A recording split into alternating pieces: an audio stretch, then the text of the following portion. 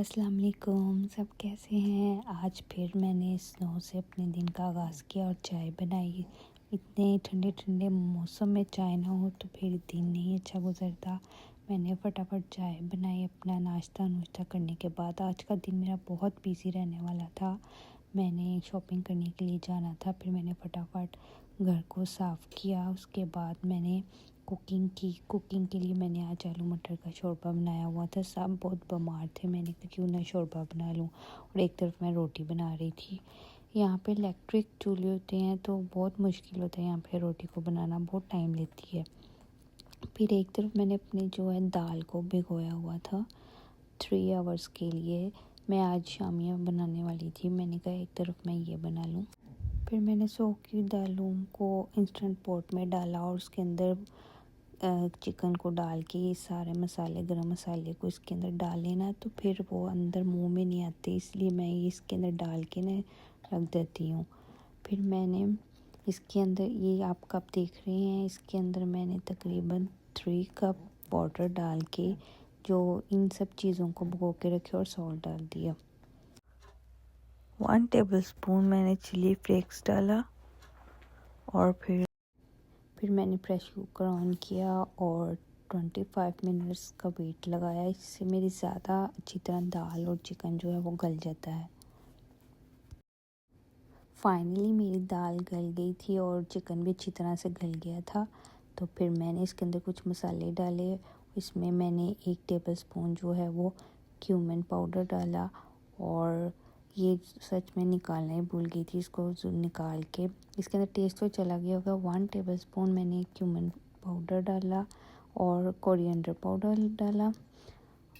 थोड़ा सा मैंने इसके अंदर गरम मसाला डाला और ज़ीरा डाला 1 टेबलस्पून और इसको अच्छी तरह से मिक्स कर दिया।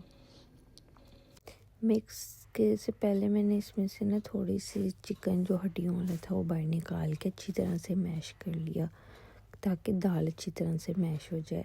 इसको आपने तब तक पकाना है ना जब तक ये पानी ड्राई ना हो जाए, वरना ना आपकी जो टिक्की हैं वो टूट जाएंगी। फिर मैंने अच्छी तरह से जब ये ड्राई होना शुरू हो गया, आप देख सकते हैं, उसके अंदर मैंने फिर मैंने इसके अंदर श्रेडेड चिकन को डाल के अच्छी तरह से मिक्स किया और फिर धनिया और सब्ज़ मिर्ची 3 मैंने सब्ज़ मिर्ची ली थी।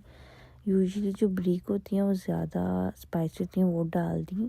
फिर मैंने एक एग अच्छी तरह से फेंट कर डाल दिया। एग को यूजुअली सेपरेट डाला करें, कुछ लोग डायरेक्ट डाल देते हैं। फिर आपका जो अंडा अगर ख़राब निकले तो टिक्कियाँ ख़राब हो सकती हैं। मेरी टिक्कियाँ रेडी थी। फिर मैंने एक बटर पेपर लिया, उसके अंदर एक टिक्कियों की लेयर लगाई, फिर दूसरी। इस तरह मेरी शामियाँ जो है बिल्कुल रेडी थी और मैं इसको जब चाहे यूज़ कर सकती हूँ और रमज़ान के लिए भी तकरीबन रेडी हैं। एक तरफ मैंने आलूओं को बॉईल किया। मेरा बेबी बहुत बीमार था, कुछ नहीं खा रहा था। फिर मुझे आइडिया आया, फ्राइज़ बहुत शौक़ से खाता है, कोई आलू की चीज़ बना लेती हूँ। फिर मैंने बॉयल हुए आलू उनको छील के थोड़ी देर के लिए ठंडा होने के लिए रखा। फिर मैंने इसको अच्छी तरह से मैश किया और मैश करने के बाद इसके अंदर मैंने 1 टेबलस्पून सॉल्ट डाला और 1 टेबलस्पून सॉल्ट डालने के बाद अच्छी तरह मैश करने के बाद मैंने इसके अंदर 1 टेबलस्पून ब्लैक पेपर डाला। आप देख रही होंगे मैं बना के आ रही हूँ, मैं ना पोटैटो स्माइली बना रही हूँ। ये कॉर्नफ्लोर है, जो यूएसए में रहते हैं उनको पता है कि यहाँ पे यही मिलता है। मैंने 6 से 8 टेबलस्पून डाल के अच्छी तरह मैश कर दिया। फिर मैंने इसको टिक्कियों की शेप दे दी। फिर मेरे पास ये स्ट्रॉ पड़ा हुआ था, इससे मैंने इसकी आइस बनाई। इस दौरान मैं सोच रही थी कि कैसे मैं फटाफट अपने काम ख़त्म करूं। मैंने शॉपिंग करने जाना है, मेरे माइंड में यही चल रहा था। मेरे बच्चे जो हैं वो मुझे शॉपिंग में बहुत ज़्यादा तंग करते हैं, तो मैंने उनको अपनी नैन की तरफ छोड़ना था और मैं और हस्बैंड जाने वाले थे। फिर मैंने इन सब की आइस बना के इनको स्माइल तो रह गई, इसको लिए मैंने स्पून यूज़ की इसकी बैक साइड, उससे फिर मैंने इसकी स्माइल फेस बनाया। कुछ सैड ही बन गए। तो फिर मैंने फटाफट से इनको रेडी करने के बाद मैंने कहा फ्राई तो मैंने करना नहीं है, उसका गला ख़राब है, तो मैंने फिर इसको एयर फ्रायर में रख दिया। एयर फ्राई के लिए मैंने सबसे पहले जो है मैंने फॉइल लेके उसमें एवोकाडो स्प्रे जो है बहुत अच्छा होता है, हेल्दी होता है, उसको लिया।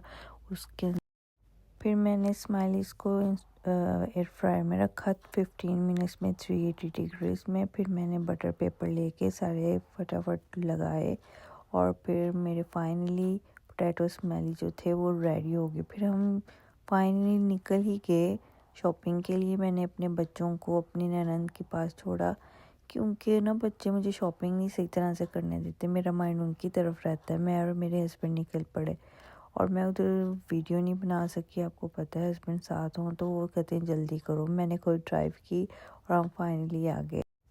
ये रही मेरी शॉपिंग। और माइकल कोर में ज्वेलरी की सेल लगी हुई थी तो उसमें मुझे ये पेंडेंट सा बड़ा अच्छा लगा। इसमें हार्ट था बना हुआ और एक स्टोन मिडल में लगा हुआ था। ये वॉच पिंक कलर की बड़ी क्यूट सी थी।